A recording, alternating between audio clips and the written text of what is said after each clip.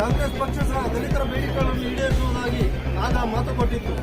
2023ರ ವಿಧಾನಸಭೆ ಚುನಾವಣೆಯಲ್ಲಿ ಬಹುಮತ ಪಡೆದ ಕಾಂಗ್ರೆಸ್ ಸರ್ಕಾರ ದಲಿತರ ಕೆಲವು ಬೇಡಿಕೆಗಳನ್ನು ಈಡೇರಿಸುವ ಹೆಜ್ಜೆ ಇಟ್ಟಿತಾದರೂ ಕೆಲವೇ ದಿನಗಳಲ್ಲಿ ಭ್ರಮ ನಿರಸನ ಉಂಟು ಮಾಡಿತ್ತು. ಸಾಮಾಜಿಕ ನ್ಯಾಯದ ಹೆಸರಿನಲ್ಲಿ ದಲಿತರ ಓಟು ಪಡೆದು ಅಧಿಕಾರಕ್ಕೆ ಬಂದ ಕಾಂಗ್ರೆಸ್ ಸರ್ಕಾರ ದಲಿತರಿಗೆ ನಿರಂತರವಾಗಿ ವಂಚನೆಯನ್ನು ಮಾಡುತ್ತಲೇ ಬರುತ್ತಿದೆ. ಬ್ಯಾಕ್ಲಾಗ್ ನೇಮಕಾತಿಯಿಂದ ಹಿಡಿದು ಇತ್ತೀಚಿನ ಎಸ್ಸಿಪಿ ಟಿಎಸ್ಪಿ ಅನುದಾನವನ್ನು ಗ್ಯಾರಂಟಿ ಯೋಜನೆಗಳಿಗೆ ಬಳಸಿಕೊಳ್ಳುವವರಿಗೆ ವಂಚನೆಯನ್ನು ಮುಂದುವರಿಸಿದೆ.